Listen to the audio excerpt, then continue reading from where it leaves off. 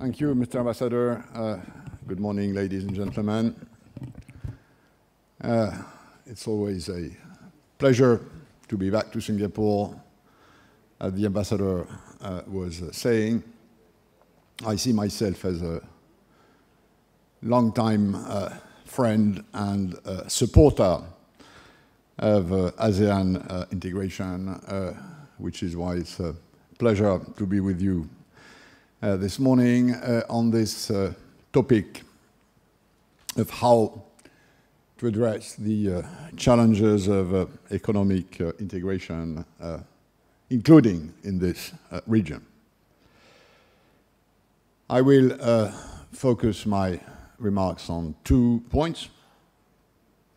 First, looking at the past by theory as well as by experience, we know that economic integration creates winners and losers, but we also know how to address these imbalances. That's point number one. Point number two, looking at the future, the pursuit of economic integration raises, in my view, new, different issues which have less to do with winners and losers than they have to do with makers and takers. Now, starting with the winners and losers issue, a well-known issue, a well-researched issue, trade opening, which is one of the main dimensions of economic integration, works as it transforms economic and social systems through the impact of increased competition. And in many ways, trade is the transmission belt of changes brought about by technological progress, which is transferred through trade from where it is created to where it is used. We all know that this leads to efficiency creation through specialization.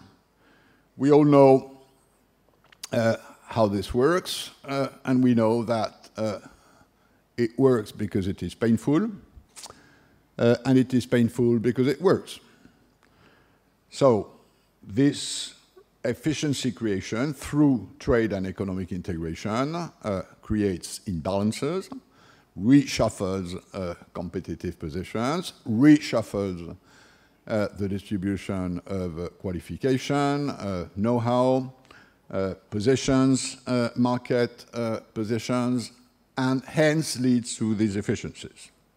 And this was, extremely well theorized a long time ago, whether by Adam Smith or by David Ricardo, or even later by Schumpeter, who in many ways, the three of them combined explain quite well what we've been witnessing for the last decades.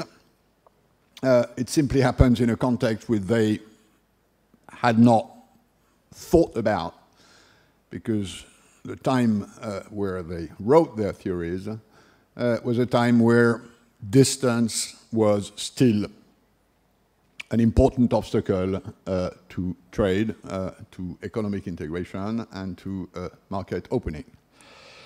As we all know, this has changed incredibly rapidly in the recent decades, leading to a total transformation of the way international economics works through this proliferation of global supply chains, which is nothing else than a multi-localization of goods and production processes according to the principle of specialization. And we know that this process has been operating in this region even more than in others. Asian, including ASEAN, global supply chain construction is one of the major differences if you compare the situation with 20 or 30 years ago. Same in Europe, same to some extent, although to a lesser extent, in the American continent.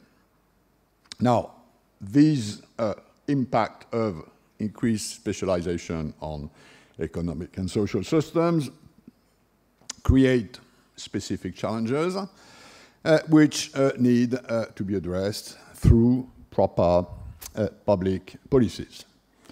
And this is the difference, in my view, between what I call the Geneva Consensus and what used to be the Washington Consensus.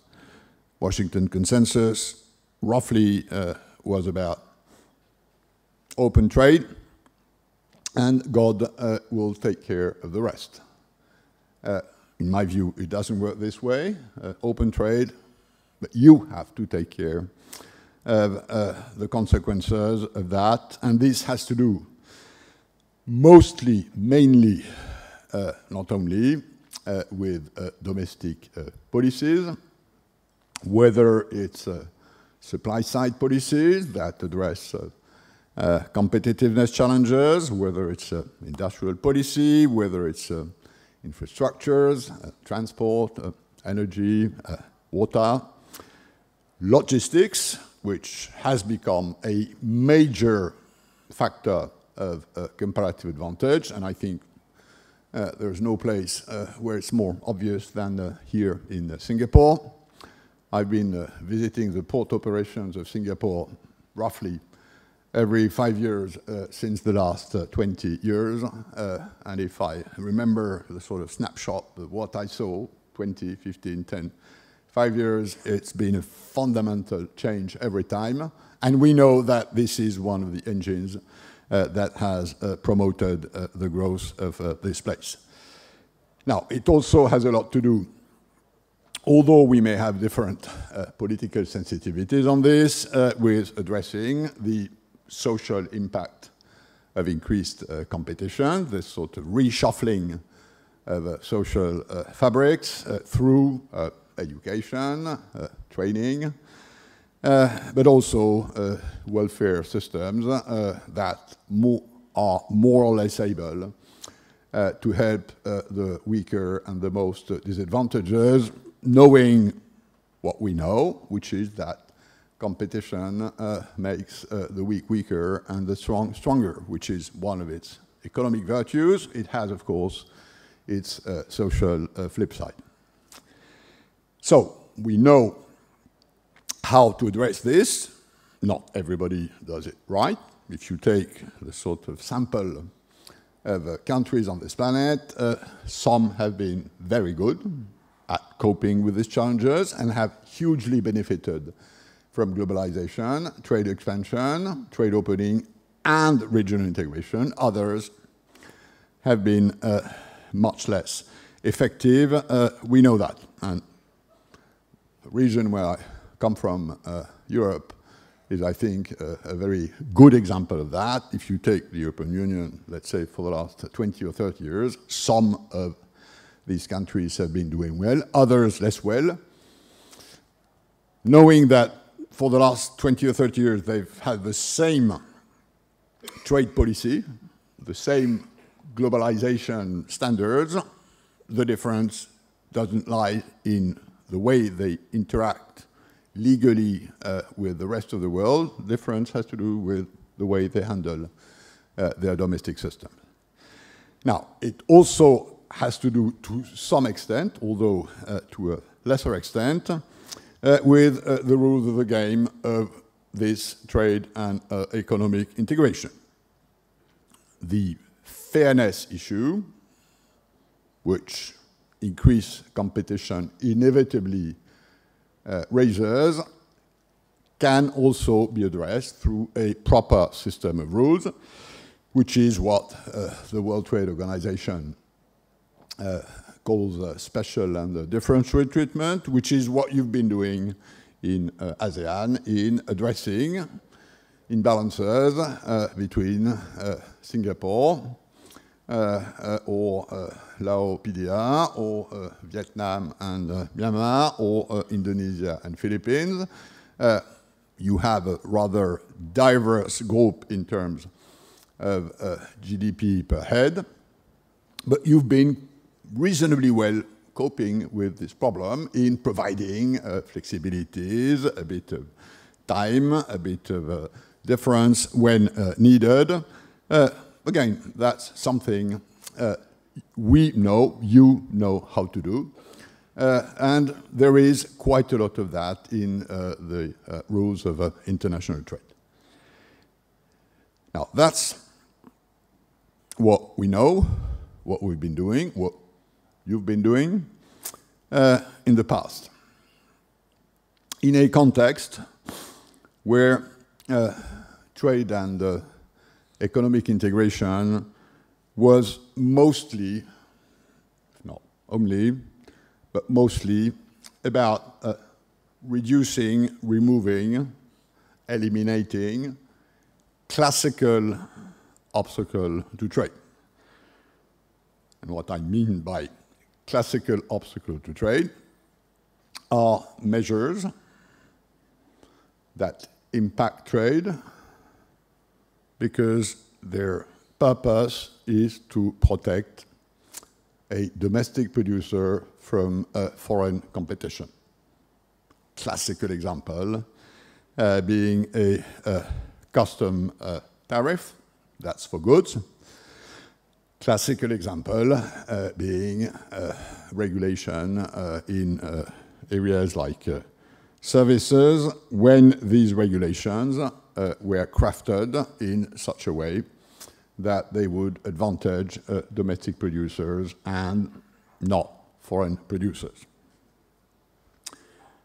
Now, this old world of classical obstacle to trade, this old context is changing. And it's changing very rapidly. The barriers to trade are changing. Hence, the game of lifting the barriers, and I know you've been spending a bit of time in various sectors looking at what that means, hence is different. And which takes me to my second point, which is that in this new context, the challenge of how to address this through proper economic and trade integration is a different one. We know that as the result of this globalization, this growing interdependence of our economies, which is moved forward by the formidable reduction of the cost of distance, we know that the topography of obstacle to trade is changing. If I am an average, theoretical average business worldwide, and I want to reach out to the global market to develop my business, average, I have to pay 5% tariff if I'm in the business of goods. 5% is the worldwide trade-weighted average tariff. 5% is not nothing, but it's not much. I have to pay 10% in red tape or immobilization of my containers around borders, which is twice the level of the average tariff, which is why this Bali agreement at the WTO at the end of last year was so important. Same impact on world trade as if all tariffs were zero, which is, by the way, I think at the end of the day, whatever the theater is, this agreement will come to life.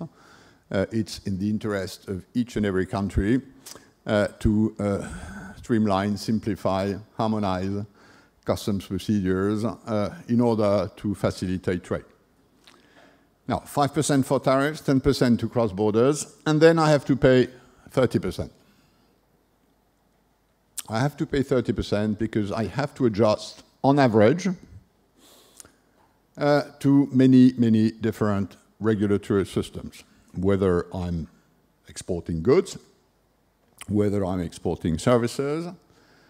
I have to cope with diseconomies of scale stemming from this scattered regulatory system.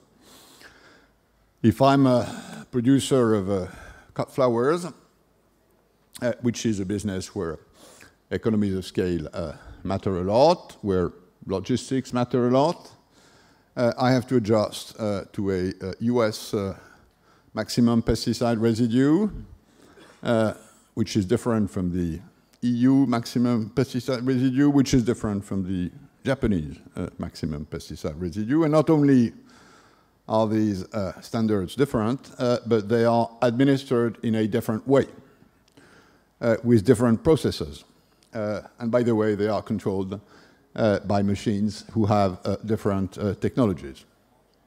Now, that's a huge draw on my competitiveness and on the price of flowers which US, EU, or Japanese consumers can get. That's, in my view, the real problem of trade opening and trade integration, including in this region, in the times to come. It has to do with not protecting the producer from foreign competition, but protecting the consumer from risks. It's not about protection, it's about precaution. Now, I will, of course, agree that there's sometimes a gray zone between protection and precaution. By the way, WTO agreements like the SPS agreement or the TPT agreement are there to explain what's the difference between protection and precaution, and there's a lot of jurisprudence available on how to clearly define the two sides of this coin. But this is the issue for the times to come, because precaution is administered, is established and administered in different ways, whether it's food standards, whether it's safety standards for cars, for toys, for lighters, whether it's the traceability of components in different production and processing methods, whether it's about standards of environmental or even social sustainability, whether it's about prudential regulations in banking and finance. That's what really now matters in terms of an obstacle to trade. But of course, the name of the game, if you want to address this problem, is totally different from the previous one. It's totally different, for example, because the purpose of trade opening is not anymore to eliminate the measure that restricts trade. Tariffs are very simple. The mental horizon of a tariff negotiator, the nirvana of a tariff negotiator is zero. If it's about maximum pesticide residue, won't be zero. Nobody will ever go to a parliament and say, ladies and gentlemen, for the sake of opening trade in flowers, we will relax our maximum pesticide residue. It simply doesn't work.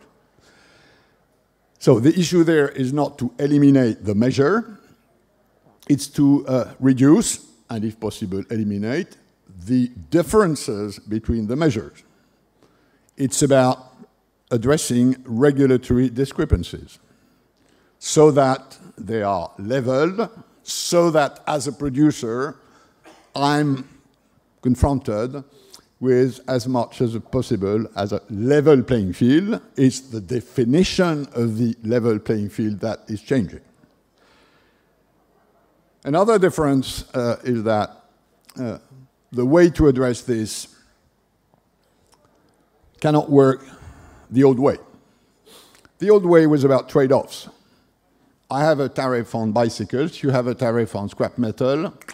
Let's spend a good night of negotiation, and both of us will come quite easily to the conclusion that if I reduce my tariff and you reduce your tariff, we're both well off.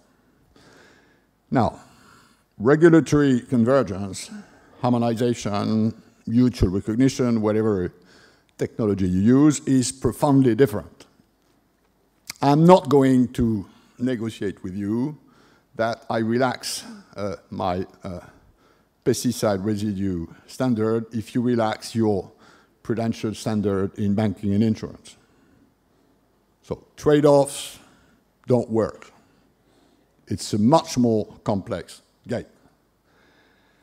Special and differential treatment, which I mentioned, which you've had in ASEAN, which we have in big systems like WTO, doesn't work anymore either.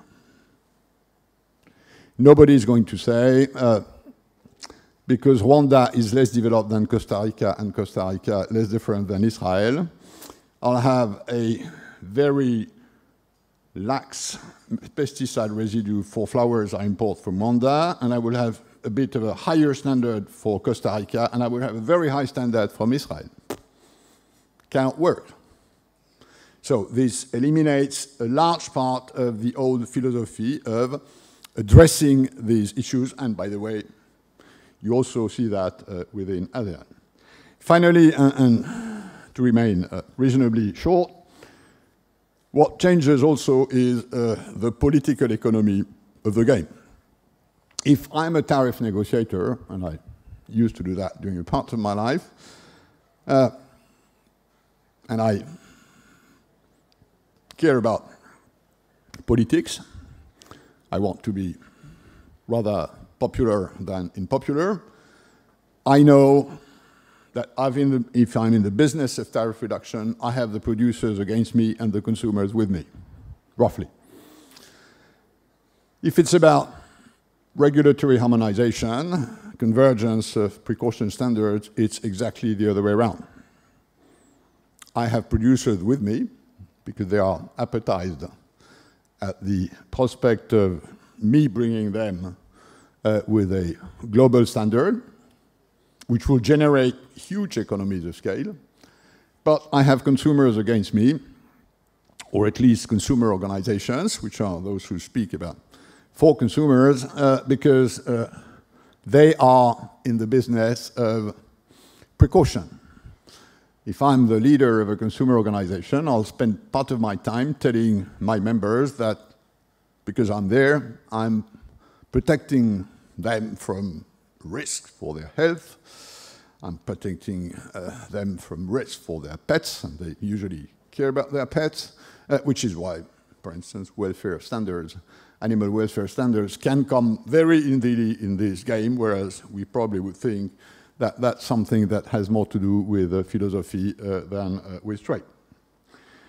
So this raises a set of new questions which need to be addressed if you want, including in ASEAN, to keep benefiting from the efficiencies of leveling the markets.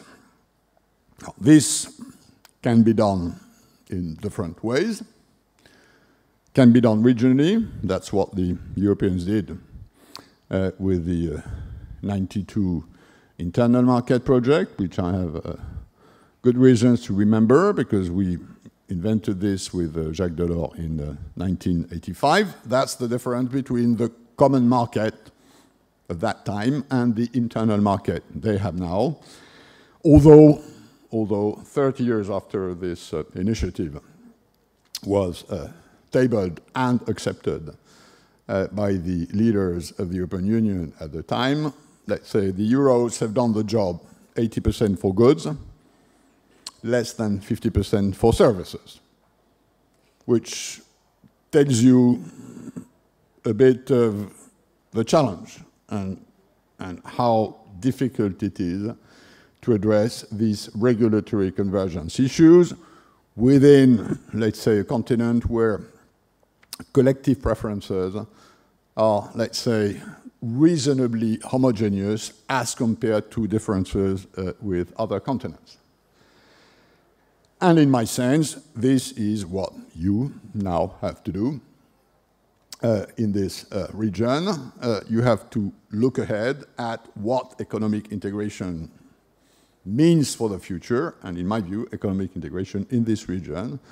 There's still a bit of the old classical agenda, but is mostly about this regulatory convergence issue.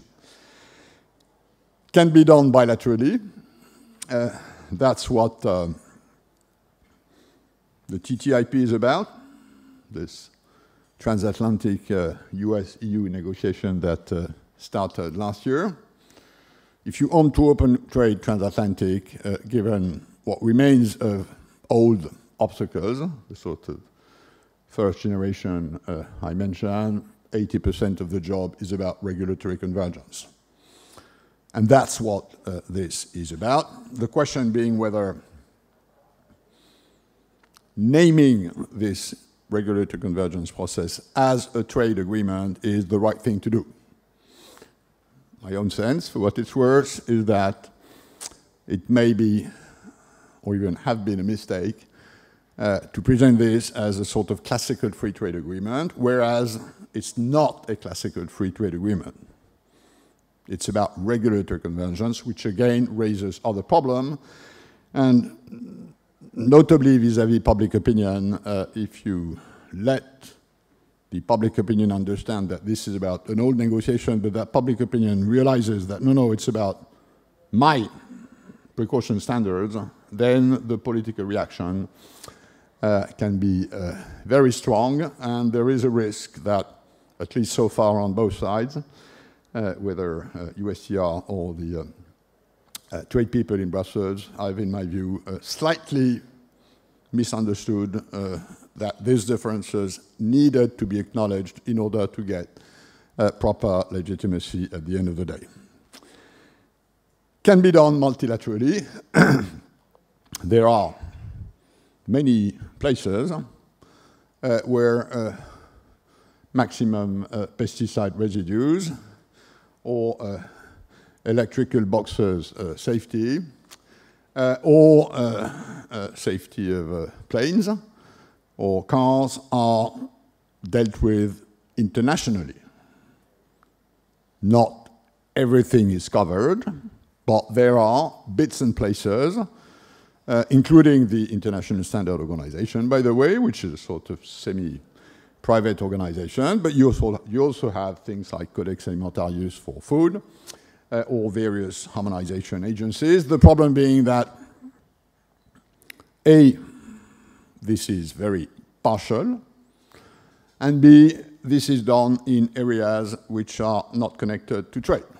In other words, if you want to do that multilaterally, if it's about a multilateral regulatory convergence, this needs to be monitored, overseen, somewhere in the international system. The natural place to do that would be WTO. The problem being that the mandate of WTO in these areas is not there. GATT and WTO were created with a software, which is an old software, which is about tariff reductions and addressing subsidies, and again, classical distortions to trade, not these new distortions that stem from discrepancies between regulatory systems. And given what harmonization, convergence, approximation of regulatory system means, again, it's a different business. And that takes me to this problem you have, and you need to carefully consider, which is that in this new world of trade and economic integration, who is the standard maker and who is the standard taker? That's a huge question. And for the moment, there's no clear answer. What US and EU de facto are trying to do is to be the standard setters. If they agree on similar crash tests for cars on both sides of the Atlantic, leading to the same size for car bumpers, this will become the world standard. And this has, of course, a huge bearing on other players which are not US and EU, including you in ASEAN, not to talk about China, who, by the way, may have different reasons to choose where China is standard taker or standard maker. They may, for instance, have a different stance on things like food safety, where probably having Western standards for food safety is something good, or in 6G mobile generation, where they may think that the size of their internal market can give them a technological comparative advantage. So that's, in my view, the issue which you have to think about for the future. I'll conclude on a sort of more political note. What these things have in common, whether it's animal welfare, whether it's the size of car bumpers, whether it's what do you mean by sustainability in tourism, to take 3 examples, has a lot to do with ideology, has a lot to do with culture, has a lot to do with philosophy, has a lot to do with values. Why? Simply because this is about precaution, and precaution is about administering a scale of risks. And a scale of risk is something that goes from bad to good.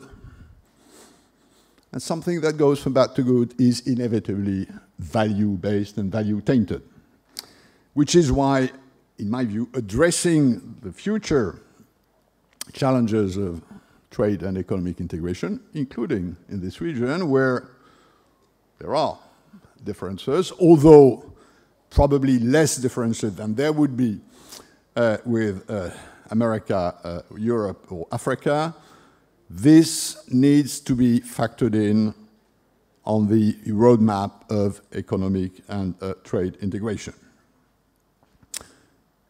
The fundamental question, and I will leave you with it once more, so the first time we've discussed that together at the end of the day, is how much of political integration does economic integration need? How can you make sure that while these processes, which are development creating, which are worth creating, how can you make sure that you keep economies and societies embedded together?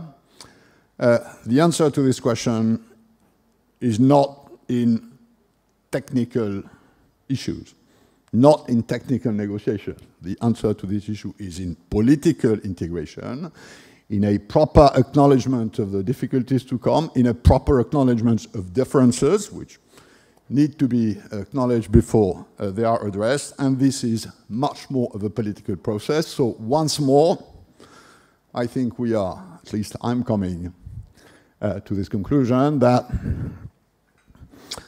the ASEAN economic and integration process has to confront, as it has had to do it, with limited answers so far, of how do you keep economics and societies embedded, which is the question of political integration. Thank you for your attention.